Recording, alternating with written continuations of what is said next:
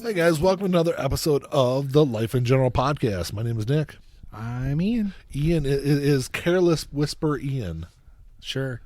We were watching That's a catchy song.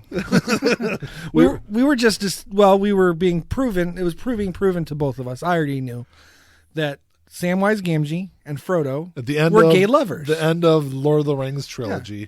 I wouldn't. They're not really, but it's just they are. It's okay. There's videos online of the very end of Return of the King where everyone Frodo's in the bed and all the other hobbits are jumping on it. Not Samwise though. Samwise is in the back staring lovingly at Frodo. But that's after lovingly back. One by one, all these other men are entering the room, yes. And someone took this video and overdubbed "Careless Whisper" by George Michael or Wham on there, and it fits perfectly. It's a very homoerotic moment. It is, but I'm telling you, even without the music, and if you just watch the movie, and I never thought about it until several episodes ago. You brought it up, and I just kind of thought about it. I can't even think of Lord of the Rings without thinking about that damn scene now. Yeah, I'm telling you. Thanks a lot, Ian. You know what? I live to improve things. Is that what it is? Yes. If you have seen the Lord of the Rings trilogy, all the shit that Samwise goes through their whole 15-hour walk. It makes sense. Yeah. Because if you don't love the motherfucker, you ain't going through all that shit for him. Nope. And to be fair, Frodo does love him back. Yeah. Probably a lot that we just don't see. I don't even know how you'd throw Brokeback Mountain in the title of Lord of the Brokeback Mountain. I don't know. No. Basically, the scenes in Brokeback Mountain, if you were to edit those into the Lord of the Rings, they would fit perfectly. You just have to imagine that Heath Ledger and Jake Gyllenhaal are Frodo and Samwise. With their large clown feet. Yeah. Because they have abnormally large feet. Ooh, would it be weird if one of them had a foot fetish? Oh, Jesus, Ian. Let's not go down that path. Hobbit foot fetish. I'm in. Speaking of foot fetishes, I worked with this guy. Really? We can segue into that? I can segue into just about anything, man. Because I know a lot of weird people. But anyway, there's a guy I worked with in Tennessee who had the biggest foot fetish I've ever seen someone have. And he always talked about how his girlfriend's feet would fit perfectly on the side of his face. And I was always really convinced that the guy had chopped up bodies in his backyard. Well, we don't want to diminish anyone's fetishes because that's a fairly normal foot fetish. Foot fetish is kind of normal. It's not. I don't get it. It's gross to me. Yeah, it's not like piss drinkers. Yeah, weekly or I mean, everyone has their weird things. As long as it doesn't involve animals or children, I think it's fine. Yeah. Well, animals, children, and dead bodies. No, it's fine. It's fine. The nasty trilogy. Right. So as long as it doesn't involve those three things. You get no judgments from me. Yeah. I may make fun of it, but I'm not judging. Yeah. So. Yeah. Well, let's not go down the path of what all that would entail. We do have I did want to talk about something. So within the last couple of days, I was, I'm always listening to music and stuff like that. I'm kind of a musical person, but I've been in this Nirvana kick lately, and I was going through videos on YouTube, which is funny because I very rarely watch YouTube videos. I actually have to sit down and because there's other people that support our YouTube channel, and I always try to support theirs. And I watch their videos and comment on all that stuff. So there's one night during the week I try to sit down and actually watch YouTube shit. Right. So outside of that, I generally don't watch a lot of YouTube stuff.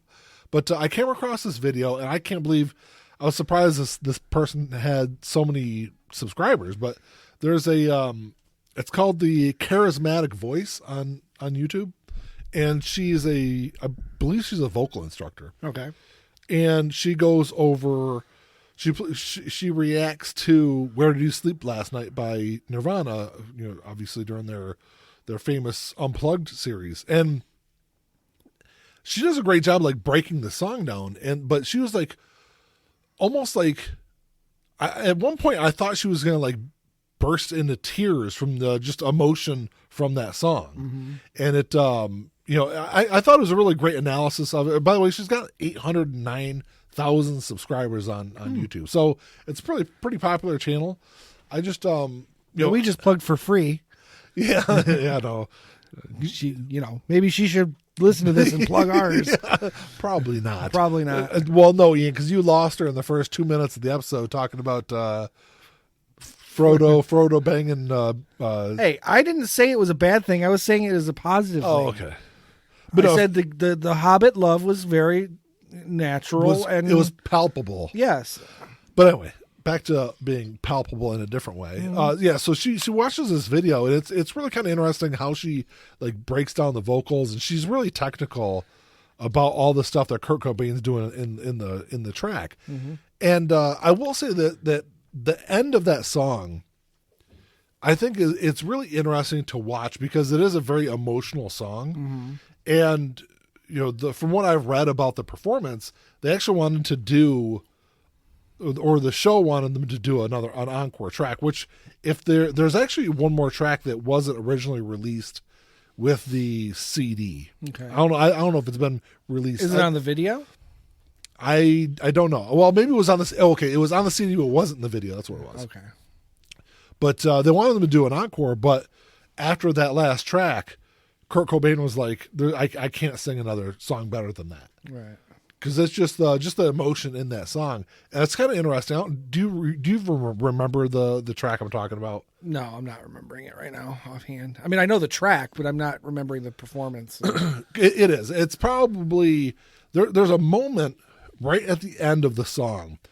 It's like right before the last two words of the track where it's actually better to watch the video than it is listen to it. Mm-hmm. But there's a point where it's just really emotional point at the end of the song. And right before the last two words of the track, Kurt Cobain like stops and takes a breath. And for most of the song, his eyes are closed through most of the song. And right before the last two words, he stops, takes a breath, and opens up his eyes. And you can I swear, you can almost like see into his soul at that last moment. It's really kind of interesting. And I think it's like one of the, I think it's a really big moment in Kurt Cobain's career. And it was so close to the end. It was what, 2-3 months before his suicide? When that was released. Yeah. Wasn't long. Now we're almost 30 years since his death. 27 years this April. And I think the brilliance of Kurt Cobain as a singer has really kind of been lost since his death. Well, I mean, there's a lot of people who talk about him as an artist, but I don't know if people really truly appreciate. I mean, a lot of the fans do, but I don't really appreciate what he really was and could have been, because he would have been one of the greats. Yeah, no question, because there was that emotional element to him. There was that untapped at that point potential, I think. But I think a lot of people look at, or when they think of Nirvana, they think of the album Nevermind, and really kind of have a negative outlook on the whole grunge movement in the early or late 80s to early 90s, and don't really dig deeper into, how good musically he was, how good of a vocalist he really was, and some of the technical stuff that he could do as a vocalist that really wasn't being done in grunge music and really music in general in that early 90s period. Mm-hmm. I wouldn't say he's the best singer in the world. I mean, there's definitely singers that are better, but his singing was real. It was him. And to me, that's what makes it was him authentic. Special. It was exactly. It was authentic. That's a good way to put it. There was no pretense in it. It was just, this is what it is. To me, that makes a big difference. You listen to some vocalists, and it's a little bit more nowadays, but it was present. It's been present throughout history. You can tell it's forced. It's good. There's the quality's there, the talent's there, but it's empty. Yeah, there's two, at least the way I look at vocals or vocalists. There's two big aspects to singing. Mm-hmm. One is the technical aspect, right, and the other is the emotional aspect of it. You can sing, and that's why I have a big problem with shows like American Idol and America's Got Talent and shit like that. Because yes, you've got a lot of people that go up there and have a technically gifted voice, but most of the time, a vast majority of the time, they're just parroting it. Yes, they're parroting the emotion. They don't have that emotional aspect to the vocals. Right. And I think Kurt Cobain was somebody, and Chris Cornell was somebody else that absolutely, from that genre that was able to perfectly master both the technical aspect and the emotional aspect of singing. Right. Yeah, I don't disagree with that. And it just, like I said, now almost 30 years later, I think people have kind of romanticized Kurt Cobain and romanticized a lot of the period, that period in musical history. But I think a lot of it's kind of been pushed to the side and no one really pays attention. Well, I think people see, and I think you were kind of starting to go with that too. There's that surface image that we see. It's, this was a relatively unique type of music. It was a relatively unique time period. Yeah. There was the controversies and it's a snapshot. It's like Woodstock, it's kind of like that. And it's kind of not necessarily an equivalent example, but, Woodstock is a snapshot of one moment in rock music. Yeah. And that was kind of the same thing. Nirvana and that era. Woodstock is something that has like heavily been romanticized. Exactly, but it's Woodstock was, people like look at Woodstock '99 and they're like, oh my god, that was fucking terrible and like everything that happened. But they forget about Woodstock '94. No, Woodstock '69 was the same fucking way. Right. It was a terrible event. Some of the shit people went through, during that event, and it's been romanticized over the last. That's kind of to my point about how years. it's literally a Polaroid of a moment in time in rock music, but that people look at and go, oh, wasn't it so great back then? But it wasn't, because you're just looking at the Polaroid. Yeah. You're not looking at everything around it. Yeah. And I think with the time period that Nirvana was and everything that happened, including his death, people tend to do the Polaroid version of it rather than actually seeing not just the bad stuff around it, but all that talent that was lost, potential that was lost, and that was there. We saw it. It was there for us to see, and maybe we took it for granted. We didn't see it at the time. But Kurt Cobain was somebody that now, like, going back, because he's got a journal that he kept that's been published since then, and he's got a lot of stuff in there that he didn't generally talk about a lot out in public. But there are other huge things that he was way ahead of his time on. Oh yeah. If you actually go through the liner notes on Incesticide, if you actually read the notes in there, it says, it's even printed in there, if any of you in any way hate homosexuals, people of different color, or women, please do us one favor. Please do this one favor for us. Leave us the fuck alone. Don't come to our shows and don't buy our records. I remember reading that when I was a kid. And almost the same thing verbatim was printed in utero also. Mm-hmm. If you're a sexist, racist, homophobe, or basically an asshole, don't buy the CD. Mm-hmm. I don't care if you like me. I hate you. Yeah. If he was alive today saying that, he'd be called woke. Yeah. Yeah. He's almost become cliche, but he was doing it years before anyone else was doing it. Yeah. I remember artists were still afraid to come out in the closet back then, and he's telling people, don't be an asshole. Yeah. But I don't know. I know that there was also there was a concert. I don't remember where the concert was at, but he was on stage doing an acoustic performance of one of their tracks. And right in the middle of the song, he sees this guy like up towards the front of the crowd, groping the woman that's in front of him. Yeah, I remember that. And he like stops the concert and starts screaming at the guy, and has security get the guy and take him out. Yep. Billie Eilish does the same thing, and they're all, you're woke. What are you? Well, Billie Eilish she went after Travis Scott, right, over the whole concert thing, and she made comments about how she's stopped her show before, and like, we've talked about this. When you're in a big concert, you can't see the fucking crowd. No, I don't know enough about the Travis Scott situation to comment on it, so I don't know. That's what Billie Eilish said. She made a comment about how she has stopped shows before, which other people have stopped shows before too. Right. I'm sure Travis Scott wasn't like, oh my god, look at all these people being trampled. Fuck yeah, kill them all. Right. Because that looks bad on you. Right. But at the end of the day, that's on the venue. That's not on the artist. Yeah. The venue's responsibility is the crowd. The artist's responsibility is the concert, right? Is putting on the event. Yeah, I don't know. Like I said, I didn't know enough about what had happened. I to be honest, didn't really care that much to comment. But I've been at concerts before. I just know Billie Eilish was getting a lot of shit because of, not just because, well, she'd said that, but she'd stopped a concert very recently. Yeah. For some reason, and everyone was up in arms about it.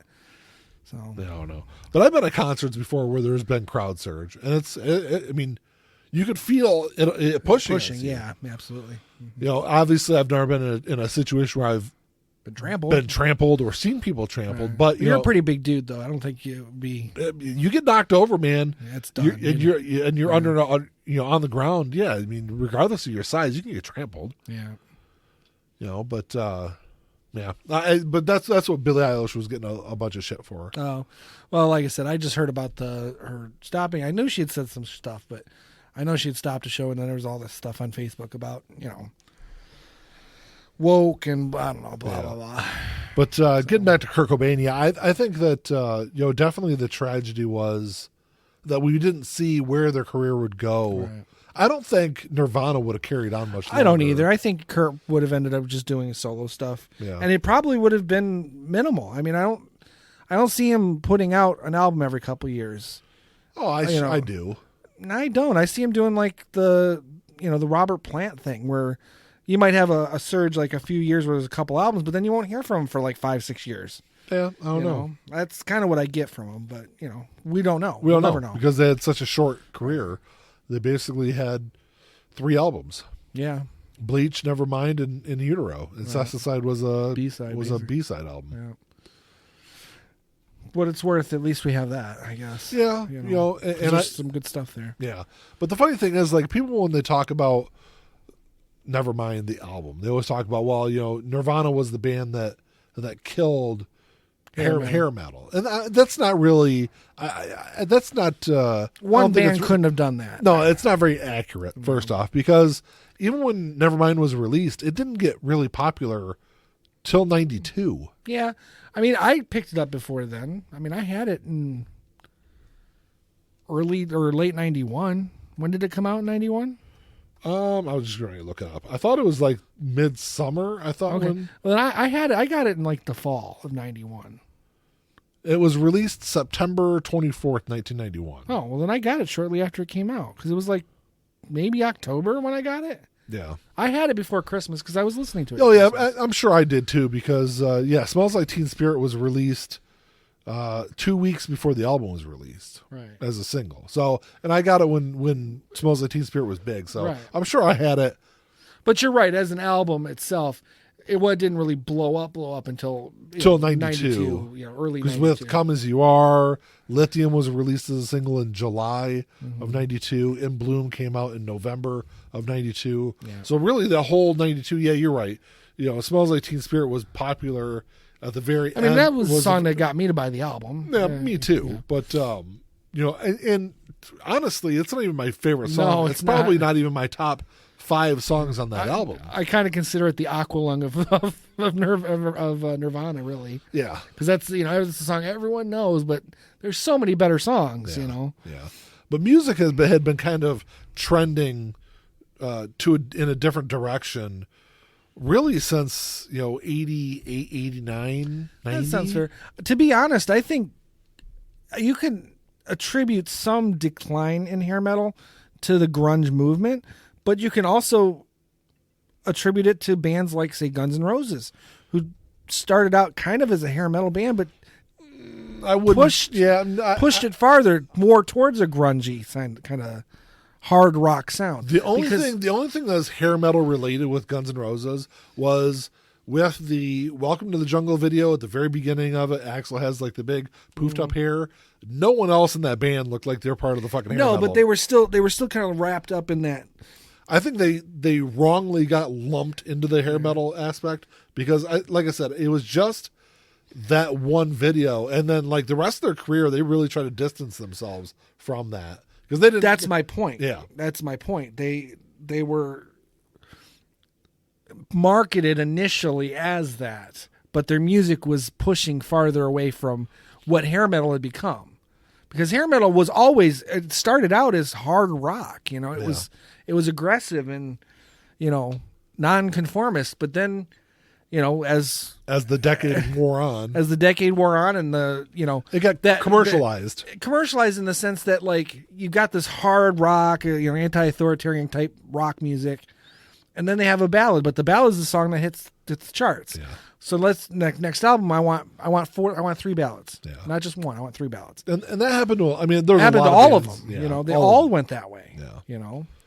I will say that also, I think another album that really kind of pushed rock music was Energy by Operation Ivy, which was released in '89. Mm-hmm. So you still have that, and like I said, I think that was during that transition period, because you had those bands that were like, look, fuck hair metal. Right. We want to do our own brand of rock music without the glam and all the other bullshit that went along with all the glam and makeup and crap.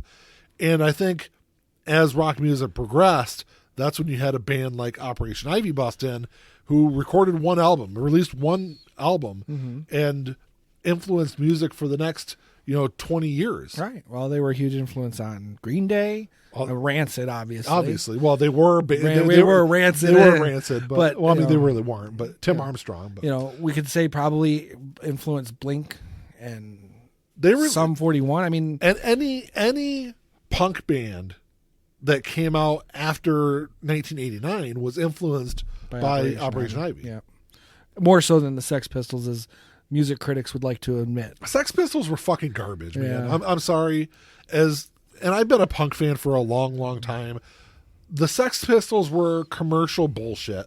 Their music was garbage. They had, just a couple of decent tracks, and then they didn't do anything else with the rest of their career but, try to sell everything with their name and likeness on it. Right. Yeah. Did you ever see that interview that Billy Joe did, where he sings? What song is it? I am an antichrist. Buy some more of my merchandise. Yeah, that was. That was cracked me up. I didn't know that was Billy Joel that said that. Yeah, he did that. He's in an interview. He sang that. Yeah, that doesn't surprise me. But that's when I think of punk music. I think of. I should point out that Green Day is. I love Green Day, but their merchandise is all over the fucking place. Yeah, I know that. But they weren't at that time. At that time, right. They didn't become that like Sex Pistols version of themselves until American Idiot. Yeah. And then after American Idiot exploded, that's they were the same way. Yeah. But no, when I think of like old school punk, I think of the Ramones, the Clash, bands like that. I don't think of the Sex Pistols. I typically don't either. And like 70s punk, to me, Clash and Ramones. I mean, that's as far as the big names go, that's it. For me. And the Ramones were the first pop punk band, right? They've got melodies in their music, and I don't know. That's why I've always hated the term pop punk, because it's bullshit. It's just punk music, is what it is. Yeah, I don't know how I segued from Nirvana into that. Well, because it's just that the progression of music. Well, I mean, and some could argue. I don't know if I agree with this, but grunge is an extension of punk to a degree. At least what Nirvana was doing, because it was on a similar level to that. Bare bones, stripped down kind of rock music, but done in a different way, which is what the Ramones and all them, that's what they were doing. It was the kids who were playing fucking guitar in their garage coming out and selling records the way that, bands who were wearing capes on stage and playing 15-minute solos, I like the 15-minute solos. I love those bands, but there is a place for the stripped down 3-chord trick type, rock and roll. Absolutely. Kurt Cobain was able to perfectly encapsulate a very specific period in time in a way that I don't think hardly any other musician could have or did. Right. No, I agree. I agree 100% with that. But I would have, like I said, I would love to be able to see them do more. Yeah. To progress through their. I was talking to somebody on Facebook not too long ago that saw Nirvana play some small venue. I think it was in Ann Arbor. Mm-hmm. Before Nevermind even came out. Oh, okay. So it was after Bleachers. So like 1990. Or like early 91. Right. Probably like pre-release. which would have been really cool. Yeah.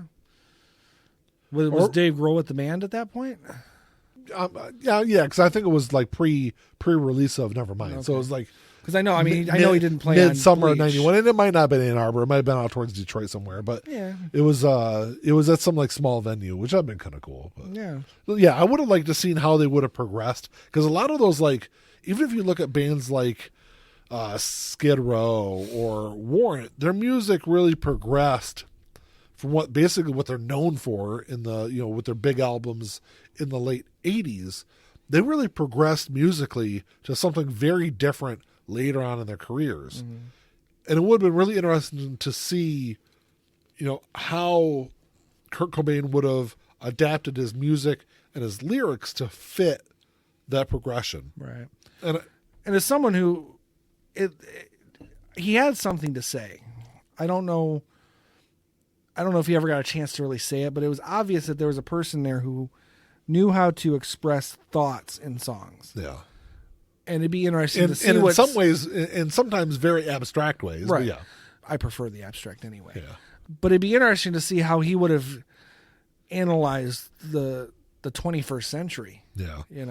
I think adding a musician like Pat Smear to the band, like they did at the very end of their time as a band, I think was basically to help them he would have been able to help them transition. Right. I think they would have ended up doing a lot of stuff like what Dave Grohl did with Foo Fighters, especially those first early Foo Fighters, their first two albums. Mm-hmm. I think probably would have been very similar musically to what direction Pearl Jam direction that Nirvana would have went. Oh, okay. In those mid to late 90s years, because Foo Fighters, they're not a grunge band. No, I never considered them a grunge band. No, just like I never considered Pearl Jam a grunge band. Yeah. So really, I think the music would have been a little deeper than Foo Fighters, though. Foo Fighters is a little more lighthearted. I'm not talking lyrically. I'm talking about musically. Musically, okay, yeah. Musically, I think they would have went in a more traditionally alternative rock, way. Like I said, that grunge was something that existed from 1989 to 1992, in a very small number of bands. Also, right. It was a very select group of a dozen or so bands from the Pacific Northwest. If you're outside of that, I never considered you grunge, even though Pearl Jam did come out of that, with Mother Love Bone, but Mother Love Bone was something very different. Mother Love Bone, if you listen to their only album they ever recorded, they weren't grunge. They were. I guess at that time you probably considered them maybe college rock is maybe a better label. Indie rock. Yeah. And Mother Love Bone is basically Pearl Jam is basically Mother Love Bone with Eddie Vedder as lead singer. Right. That's all he did. But and they kind of continued down that path. And there was always there's a different kind of musicality to Pearl Jam that there wasn't with bands like Soundgarden and Nirvana and some of those other. I think more with Soundgarden though than Nirvana for sure. Yeah, Soundgarden still had those guitar licks and stuff that were slightly more traditional later on. Yeah, even early on though a little bit, just not as much. Yeah. I would say with an album Pearl Jam had it right from the get go. Yeah. If you look at an album like Bad Motorfinger, that's more reminiscent of the grunge scene, right? Than Dawn on the Upside or something, like one of their later albums prior to breaking up for the first time. Right. But I don't even remember where I was going with all that. But it's just you brought it up. I was just going with the flow. Sure, whatever. That's all. Ian just goes with the flow. I wanted to talk about Kurt Cobain just because I saw that video. Yeah, but I'll have to check that video out. I think I've seen her do other artists before. Well, watch that song from Unplugged too, because that's a great song. I think it's one of the. Oh yeah, I'm definitely curious to see that because I've watched the Unplugged a bunch of times. Yeah, it's. I think the emotion in the end of that song, like I said, is something that is something that it's rarely caught on television. Right. You rarely see that kind of performance on television that you did in that performance. But right. It's I don't know. It's interesting, and like I said, Kurt Cobain's a musician that I was 12 when Nevermind came out. So, it's an album that definitely kind of helped shape my musical interests right for a period of time. Oh, yeah. Well, I would say it arguably shaped our musical interest going forward all across the board. Me specifically, because before that, it was pretty much just the hard rock, hair metal type stuff that I was listening to. I think that those couple of Nirvana albums, I was never a big fan of Bleach, but no, it's a snapshot of a band, I think. Yeah. I would say definitely with In Utero, they had kind of moved, even with In Utero, they had kind of moved away from that early Bleach, Nevermind kind of a sound. So they had transitioned some already. But I think that it was just early stages. Yeah, those last couple of albums, I think, is something that really did kind of progress. It lead me into bands like Green Day and things like that, which were coming out around that same time as Kurt Cobain's death. So. Right. Yeah, no, if it hadn't been for Nirvana, I don't know if I ever would have considered looking at any other of those bands. I would have kind of stuck with what I was doing, what I was into. Because a lot of those bands still made music through the 90s, and a lot of them still making music today. Yeah. But for me to expand beyond, because of Nirvana, I was willing to look at bands like the Ramones and Operation Ivy, even Devo, which was one of Kurt Cobain's favorite bands. Yeah. I never paid any attention to Devo. The only reason I ever listened to Devo was because Kurt Cobain said it was one of his favorite bands. Arguably, I haven't listened to him since, but, it's something because of that And it worked out, like, my transition in music worked out pretty perfectly, I think, the way it did, because you had Kurt Cobain died in what? 94, April 94. Mm-hmm. And Dookie came out in February of 94. Right. So it was like right in that same time frame where you had this one band that, like I said, had been a big influence of mine for several years disappear overnight. Yep. And then it's like, oh, well, that's all right. I've got Pearl Jam and I've got Green Day, which were... That whole period of time was just so great for music, though. Well, now that I'm thinking about it. Oh, the early to mid-90s? Yeah. It was like... the 90s, when I look at like music overall, I always consider, and I have always considered, the 70s as the heyday of rock music. Right.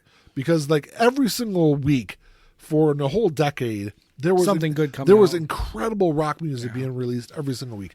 The 90s, I think overall, across genres, is the golden era of music. Right. Because not only did you have that going on with rock music, but you had, incredible grunge albums being released in the early 90s. You had all these blow up of hip hop and everything. Yes, but you had hip hop, you had R&B, you had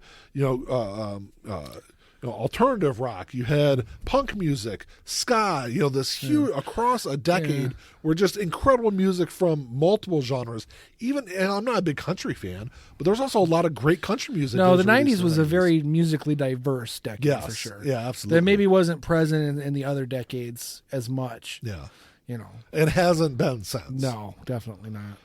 Yeah, because it all kind of got homogenized in the early 2000s. Everything that made the 90s special in that diversity and everything else. Yeah. They just basically took all the parts that they liked and just everything just sounded like that. Yeah. I think if Kurt Cobain was alive today in 2022, I think Kurt Cobain's last album probably would have been released in 2004 or 2005.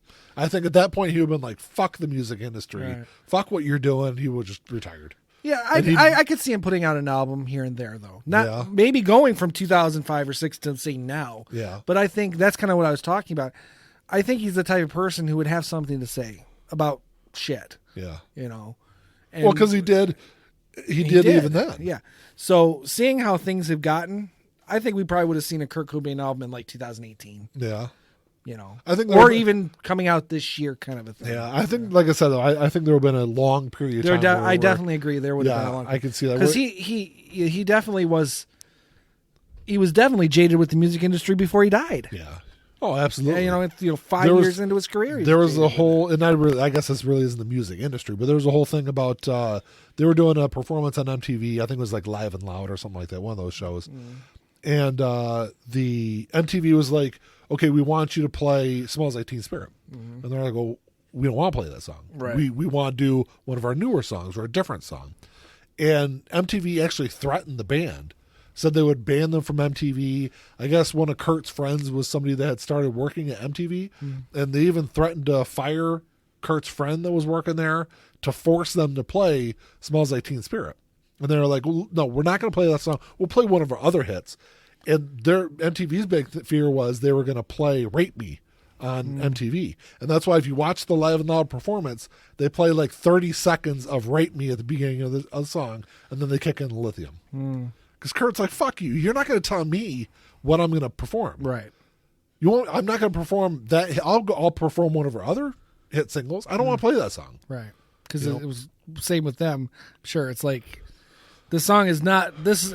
The song will not define us. And it's also at that point you're like, it's become Stairway to Heaven. Right. I don't want to hear this fucking song. I don't want to play this song anymore. Right. And it is. I mean, it is essentially, like I said, it's Aqualung, Stairway to Heaven. It's Hotel California. Yes. You know, the song that like it's. You can probably guarantee. I can bet money that at some point, that somewhere in the United States, Smells Like Teen Spirit's probably playing on a fucking radio somewhere. Oh God, yes, multiple stations. It's just one of those tracks. So I can see how. And it's not even playing on a rock station. It's probably playing on just a top 40. Actually, Ian, it's probably playing on a classic rock station. Well, yeah, or a top 40, which is the same thing. It's sad to say that's classic rock, but it is classic rock. It is, yeah, absolutely. But I remember when CSX started playing like Guns N' Roses and shit. I'm like, fuck. Yeah. CSX, for those of you who don't know, is the classic rock station out of Detroit and has been since 1987, which is ironic when Appetite for Destruction came out. And it's still going strong today. But the first time I heard Paradise City or something on CSX, I was like, fuck, I'm old now. I don't remember what classic rock station. I don't remember if it was when I was living here in Michigan. It might be when I was living in Tennessee, which I moved back to Michigan in 2015. But I remember like having a classic rock station on and then playing Green Day. Yeah. And I was like, are you not? This is 1994 or whatever. What album? Wow. Right. This album just came out like 10 years ago. What are they doing? Then you look, it's like, no, this album's almost 20 fucking years old. Because I think it was on Dookie. So, 94. So, it was 20, 21 years. 21 years. Yeah. Because it's probably 2015. Mm-hmm. Yeah, it had been like sometime in 2015 if I was in Michigan. But if it before it was, no, I don't know. Because like I said, I don't remember if it was when I was living in Tennessee or not. But yeah, it's like, come on. I was wondering what the cutoff is. Like, at what point does that become classic rock? What's the age? Like, you turn 21, you can drink and smoke. 25, you can rent a car.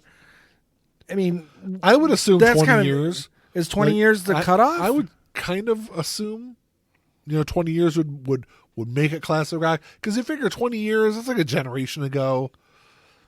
I thought generations were like 25. I don't think there's not really like a number, but yeah, I guess I always wondered that. It's like, what's the cutoff? When does my music become oldies? Yeah, because now these songs that we're talking about that were on classic rock stations 10 years ago are pushing 30. Yeah, but like when oldies, so oldies is like a genre though. Okay, because oldies is like 50s and early 60s. Right. But the oldies stations that when we were kids were playing the 50s and 60s, and those songs were only 30 years old. I know. 25, 30 years old. I know. That's kind of That's what I'm saying. Like, so if those were the oldies and then the 70s and 80s was classic rock, well, would it, now the 70s and 80s would be oldies. But like I said, oldies is a genre. Right. But there was a lot of there was some but it was very specific. It was music, like it was rock music pre Beatles, yes, but included the Beatles. I don't know if I ever heard the Beatles music. When 104 was an oldie station, they played the Beatles all the time. But even if it did, it was like it's going to be like pre 65 Beatles. It was the bubblegum stuff. Yeah, for sure. It wasn't. Yes, you weren't hearing Sgt. Pepper. No, and that's what I'm saying. You've got like everything on an oldie station is going to be, like I said, like pre 65 music. Love Me Do and 8 Days a Week. That's the kind of stuff they were. Because that's the kind of stuff that would fit into with like oldies from like late 50s and things like that. So yeah, it's when you say oldies, that's a very specific kind of music. But yeah, anything else is going to be classic rock until say. But I say 20 years, but stuff that came out in 2002 probably isn't playing on classic rock music stations. No, but can you even call it classic? Would any of it justify as classic? Pre 2002? Yeah. No, I meant like the The term classic. Oh, that's a classic. There was In 2020. Well, I mean, yeah, I guess there's some stuff. I mean, well, we were just talking about American Idiot. That's 18 years old. Yeah, I mean you're pushing it there. So Right. yeah, there was great music released in the early 2000s. Right. Just not as much. Just not as much, yeah. Because it, like you said, it got very homogenized by the music industry. Because the music industry got to a point where it was just kind of turning people out, turning bands out, like cranking through them. Like the music industry has never given a shit about musicians at all. No. But it seemed like in the early part of the 2000s is when they kind of got to the realization that, like, okay, we're gonna get, we don't care if we get one album out of you, and if that's all you got in we just got to hit. We're just going to cast you aside, and we're going to move on to the next one. Right. And that's kind of how, and I think they were able to really dictate music at that point too. And I think that's why people bash on what's the fucking one band that everyone hates? Nickelback. Everyone bashes on Nickelback. You know that they're one of they've sold more tickets than almost any band in the 2000s. Mm-hmm. I mean, they're a hugely popular band. Even today they're still selling out arenas, but I think they're a band that kind of got caught in that loop of homogenized music. They did, and they're the quintessential. Even though they might not actually deserve the title, but they kind of seen as the kings of homogenized 2000s music. Yeah. And I don't know if that's rightfully so or not. I'm someone I've never sat down and listened to a whole lot of Nickelback music. I mean, they got a couple of decent songs, but to me, it's forgettable. What I've heard of it is just like you said, it's forgettable. It's homogenized. Yeah, exactly. Yeah. And it doesn't necessarily mean that there's not stuff that's to be fair, I mean, I've always said never judge a band by their hits, judge a band by their deep cuts. Yeah, and I haven't listened to their deep cuts. No, the only thing I've ever heard from Nickelback are their quote unquote hits. Yeah, that's all I've heard too. Yeah, so I don't know, but that's what I'm saying though is that people look at that band and that's the idea that they get, but. I don't know. We're coming up to the point where they're going to be classic rock also. So. Yeah, if not already there. Did you see Weezer release a new single this week? Yes. Yeah, it's not a bad song. Yeah. It's a little ballad. They got a new album. Their new album should be coming out here pretty soon. New albums? Yes, because they're releasing 4 of them this year. Yeah. Well, Rivers Cuomo said a long time ago, this was back in early 2000s, he said that he's okay with just sitting in a studio and pumping out albums. Yeah, well, that's what they're doing this year. That's what they've really been doing. If you look at their catalog, they've got like 35 fucking albums. They got a lot of them, but I don't know. I'm not. They're one of those bands that really hit or miss for me. Me too, and I think that comes from the fact that they put out so much. And they've got for me, I think they've got a lot of miss, but it's pretty even keel with me. Even on, the albums that I don't like, there's normally a good song or two on there, but. And overall, on the albums I love, there's one or two that I'm like, So it's I don't think they've got an album where it's like, oh yeah, you can put that on and listen to front to back. Oh yes, their blue album, their green album, okay, well, Maladroit, those early albums for sure. But even then, there's songs I'll still skip. Nah, I can listen to those at least. And Pinkerton, all those 4 albums. The blue album is the only one that off the top of my head I can think of where there's not a song that's like those first 4 albums. Blue, Pinkerton, Green, and Maladroit. Yeah. Those 4 albums for sure. Good, but I can put on and go through the whole album front to back, no problem. Yeah. After that, it gets a little iffy for sure. A little murky. Yeah. But like I said, it probably comes from the fact that they do put out so much material. Honestly, there's not a whole lot of albums I can really say, like beginning to end, is an incredible album though. So, even bands I love, all of them have skippable tracks. Yeah, no, that's true, and that's true for me too. Yeah, I don't know, but going back to Nirvana, I just. Like I said, I unfortunately he was killed by his wife, and it is what it is. This podcast does not endorse every opinion spoken. It does not necessarily reflect the opinion of the podcast, but it's true. It's true. I'm like, it is fucking true. I'm like, wait a second. You don't think Courtney? No, I'm totally in that camp. Yeah. At least in the sense that I say that there's enough smoke there to say, sure, there's a good chance there's fire. Yeah, it's like the same thing. I've said it about with Michael Jackson. I don't want to get into Michael Jackson, Right. but I've always said the same thing with Michael Jackson. Do I know for sure that he didn't molest children? No.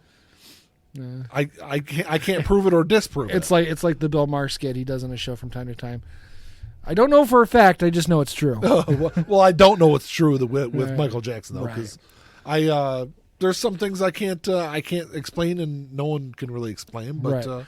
Well, those situations they're going to be lost to time because there's just no way anyone can know now. Yeah. Unless Courtney Love comes out and says, I did it. I did it. I don't think she pulled the trigger. So what you're saying is she's going to pull an O.J. Simpson and write a book called "I Didn't Do It, but if I did this," because that's what O.J. did. Yeah, I know. And then Ron Goldman's family got all the rights to the book and got to keep all the money. So Right. And it sold pretty well, if memory serves. I think it did. Yeah, because he admitted to killing his fucking wife. Right. Like, and laid it all out in this book. I don't think Courtney Love's that subtle, though. No. She'd be like, I Wait. did it, but no one can prove it. I'm still going to tell you how I fucking did it. Wait. So you think what OJ did was subtle?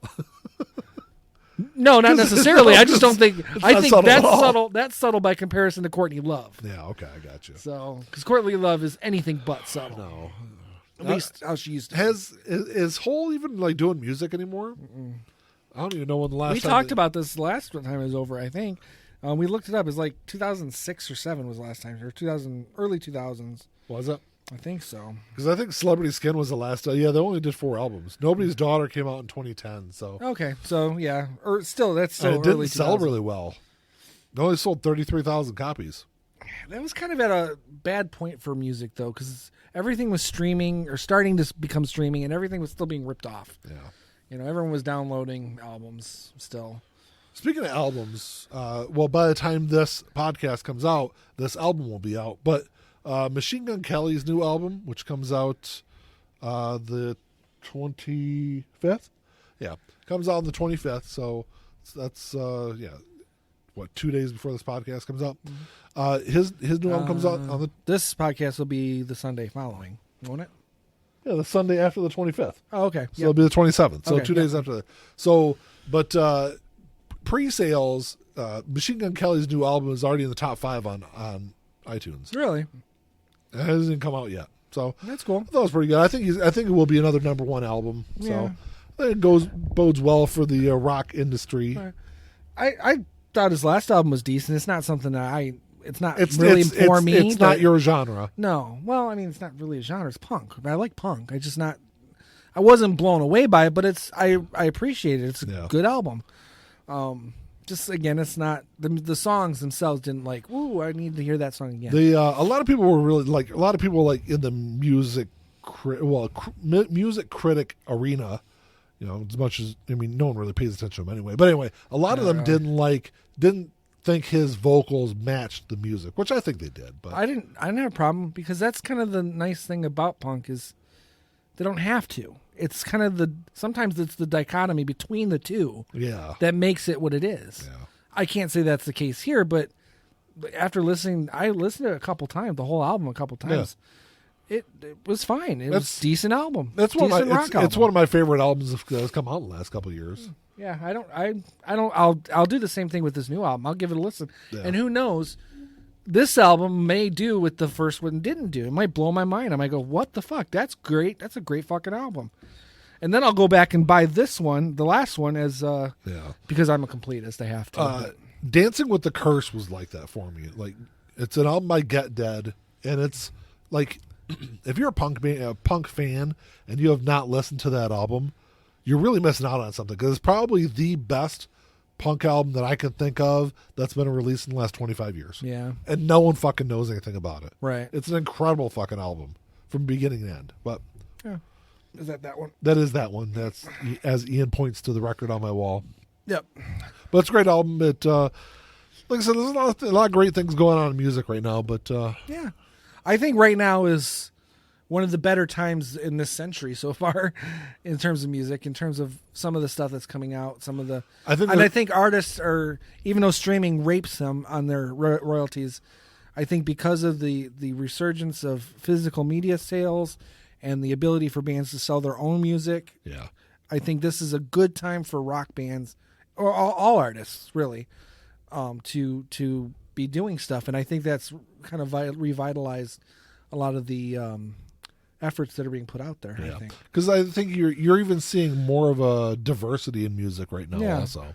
Yeah, that you haven't seen in a long time. Because and it's different. There's things are coming out that are different from their counterparts. Yeah, and I think the way you can really tell that there's a rock resurgence going on is if you look at like older bands that are releasing stuff, like fucking Scorpions' new album is actually pretty damn good. Yeah, I only listened to a couple tracks off it so far, but it was all right. It was pretty good. Yeah, and you're seeing other bands like that are releasing music that you're like, wow, that band's still around. Yeah, and it's actually pretty good music. So Def Leppard's got a new album coming out.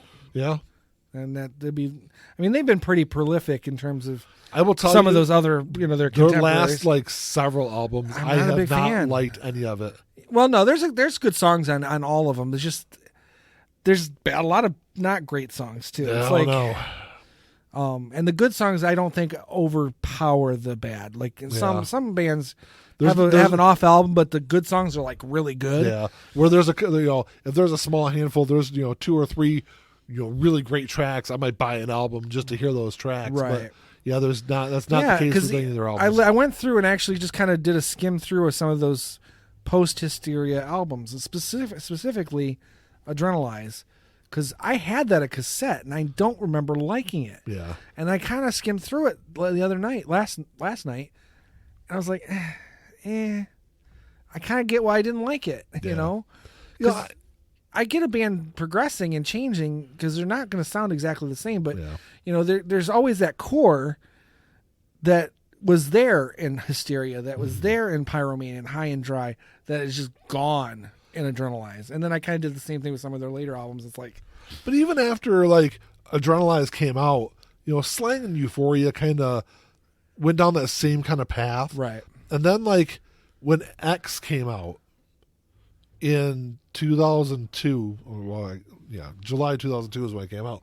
I think that's really kind of when, like, X was a terrible album. Yeah, it was a terrible album. Songs from the Sparkle Lounge. I mean, I didn't even listen to those. No. I did. I listened to, like, because they had that box set that just came out. They released a couple of different box sets. Right. And when the last box set came out, I think it was the third one, I remember thinking to myself, I haven't listened to anything off of, their self-titled album or songs from Sparkle Lounge, X. So I went back and listened to, selections off of those albums. Yeah, and like I said, there was like, I was like, wow, I just wasted an hour and a half for nothing.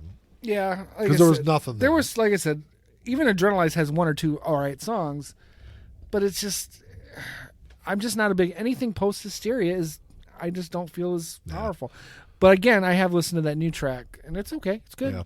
If the rest of the album's like that, I'll stream it when it comes out. It'll be a huge improvement over their other stuff. So that's all. I don't know, man. You got anything else to add? That's kind of all I had. No, because I got to pee. Okay. Well, any questions or comments, you can email us at lifeingeneralpod@gmail.com. Check us out on Facebook.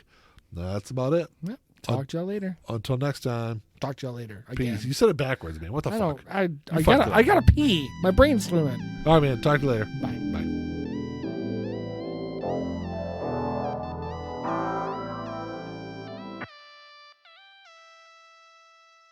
Play my role, let me tell you about it. This shit right here, man, I'm about it. Only real niggas reside around me. Yo, old lady, drop a guard around me. Dip like I know you can, bitch. Show me the ropes like we in the ring. Got you some cobras, you wanna hang. Shoulder to shoulder, them niggas basic. You know I won't lie. You know that I ain't for that fuck shit. You niggas alright, but I'm way better and she love it. Know that y'all sick as fuck. Here go this tissue, bro. We taking the dub. Hoping you get you some. This hit like a pick me up. She taking my drugs. Now they see the sign. That's some dollar signs. Now they sick as fuck. Now they sick as fuck. Tell them get well soon. Tell them get well soon. Now you sick as fuck. Get well soon. Oh shit. Watch out, you the god, Billy. Oh shit. Right now, and I'm smiling in your face, bitch. With a gold smile, you should probably make placement to your eye. Niggas sick as fuck. Standing with niggas who down for that party. Who down for some bitches who showing their bodies. Swear to God, nigga, this Molly got me up and rolling. These bodies of water. Bring that shit in bottles. We mosh at the party. That hit when we stylin'.